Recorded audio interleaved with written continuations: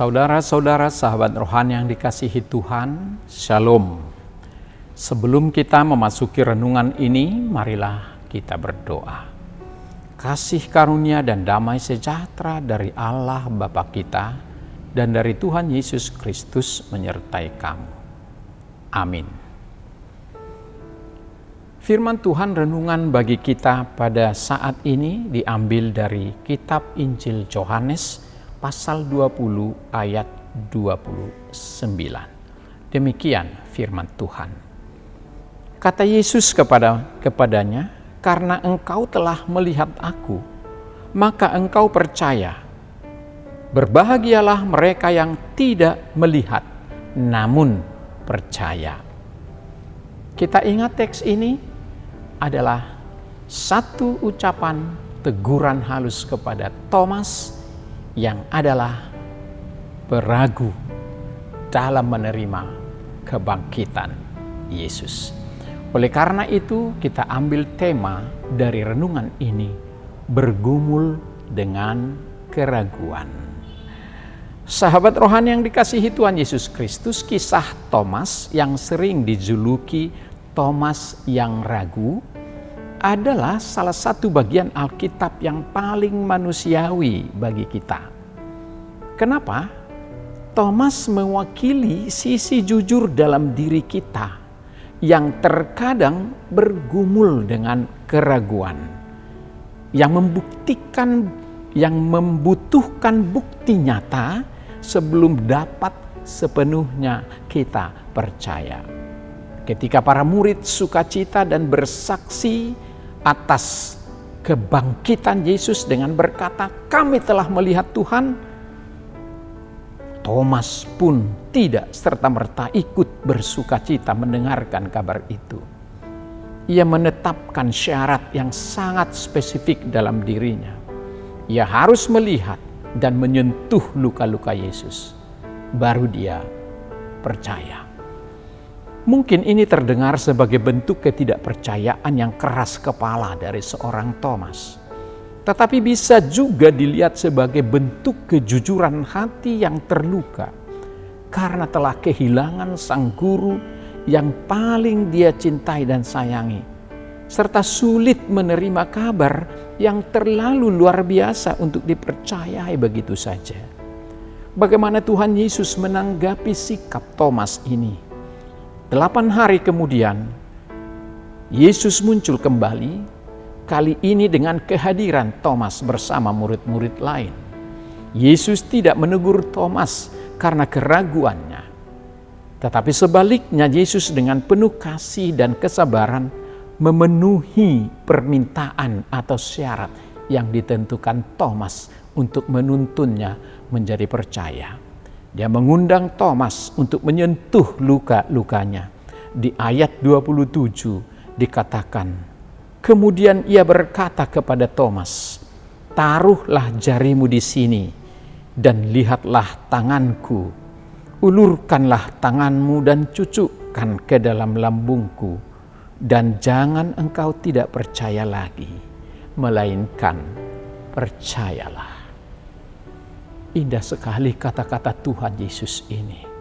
Perjumpaan pribadi dengan Yesus yang bangkit mengubah Thomas dari yang peragu menjadi orang percaya.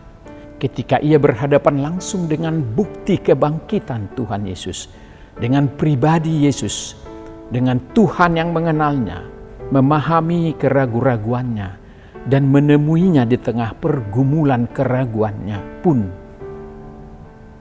Thomas menjadi yakin dan percaya. Dan semua keraguannya sirna seketika. Pengakuan iman yang keluar dari mulutnya adalah salah satu pernyataan paling agung tentang keilahian Kristus dalam seluruh Injil. Thomas berkata, "Ya Tuhanku dan Allahku." Inilah kata-kata yang keluar dari mulut Thomas. Dari kedalaman keraguan hatinya lahirlah sebuah pengakuan iman yang paling kuat dan sekaligus menjadi pengakuan iman seluruh orang percaya di dunia ini. Sahabat rohani yang dikasihi Tuhan Yesus Kristus. Namun Yesus tidak berhenti sampai di situ saja. Dia memberikan sebuah pesan penting melampaui apa yang dipikirkan oleh Thomas, yaitu sebuah pesan untuk seluruh generasi orang percaya, termasuk kita pada saat ini. Karena engkau telah melihat aku, maka engkau percaya. Berbahagialah mereka yang tidak melihat, namun percaya. Ini menekankan bahwa iman yang sejati tidak selalu membutuhkan bukti fisik, walaupun itu penting. Thomas dikenal sebagai orang yang bimbang di dalam imannya. Walaupun ia telah mengikuti Yesus selama 3,5 tahun, masalah yang dialami Thomas begitu nyata dan banyak dari kita yang juga mengalami hal yang sama. Bertahun-tahun kita sudah menjadi pengikut Kristus. Bertahun-tahun kita sudah berjalan bersama Tuhan. Dia menuntun hidup kita, memberi kebutuhan kita, menghidupi kita. Tetapi kita tetap juga tidak mengakuinya. Apakah kita orang-orang yang sering tidak percaya dan meragukan kuasa dan kebaikan Tuhan dalam hidup kita? Ketika masalah datang, kita sering mengatakan Tuhan tidak mencintai kami, tidak sayang kepada kami. Tapi ketika berkat-berkat pun mengalir, kita sering lupa akan bersyukur kepada Tuhan. Lalu apa sih maunya kita? Sahabat rohani yang dikasihi Tuhan, keraguan Thomas menunjukkan kejujuran hatinya. Keraguan Thomas yang jujur ternyata menjadi langkah penting menuju iman yang semakin kuat. Bahkan teguran halus Yesus kepadanya membuat Thomas mengucapkan sebuah pengakuan, "Ya Tuhanku dan Allahku." Thomas menyangkal dirinya yang peragu dan sekarang menaruh Yesus kembali ke posisi yang utama dalam hidupnya. Sahabat rohani yang dikasihi Tuhan, apa pesan renungan ini bagi kita saat ini? Kisah Thomas memberikan inspirasi bagi kita. Setelah perjumpaannya dengan Tuhan yang bangkit, maka Thomas melakukan perjalanan mewartakan Injil sampai ke negeri India. Menurut sejarah, Thomas mati sebagai martir di Chennai, India.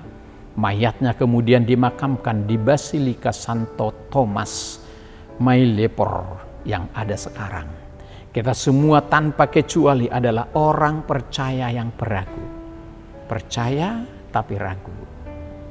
Itulah perjalanan hidup kita. Kadang percaya, kadang ragu kepada Tuhan. Kadang Tuhan baik, kadang Tuhan tidak baik. Para tokoh Alkitab juga mengalami hal yang sama. Di tengah perjalanan mereka ada keraguan-raguan akan pertolongan Tuhan. Karena sering datang tidak pada waktu yang kita inginkan. Sementara dia selalu datang dengan kebaikan pada waktu yang dia inginkan. Camkanlah ucapan Yesus ini. Berbahagialah orang yang tidak melihat namun percaya. Manusia berkata bahwa dengan melihat kita percaya.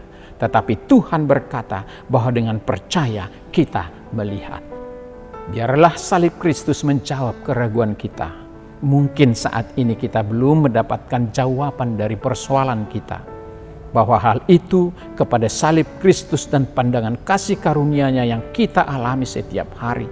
Bawalah semua pergumulanmu. Maka kita akan menemukan jawaban yang memuaskan kita. Jika kita hanya mempercayai apa yang dapat kita lihat, maka kita tidak akan pernah mengenal atau mengalami hadirat Tuhan dalam hidup kita. Semoga Anda, sebagaimana Thomas, jujur mengakui bahwa walaupun Anda tidak melihat Yesus, tapi percayalah Yesus ada dalam hidupmu. Tuhan memberkati kita. Amin. Kita berdoa. Terima kasih Tuhan atas firman-Mu yang telah menyapa kami pada saat ini. Indah sekali sapaan-Mu melalui peristiwa Thomas yang peragu. Tema ini sangat menarik. Bergumul dengan keraguan. Memang untuk menjadi percaya itu tidaklah sesuatu yang gampang, sulit. Oleh karena itu kami butuh petunjuk-petunjuk yang lebih jelas dan praktis, sehingga keyakinan kami semakin dikuatkan. Itulah menurut pemahaman duniawi. Tapi Yesus berkata, setiap orang yang percaya harus mempercayai walau tidak melihat. Tuhan tidak kami lihat, tapi kami percayai ada wujudnya dalam berbagai bentuk yang menopang, menuntun, membutuhi kami melalui ciptaan-Mu.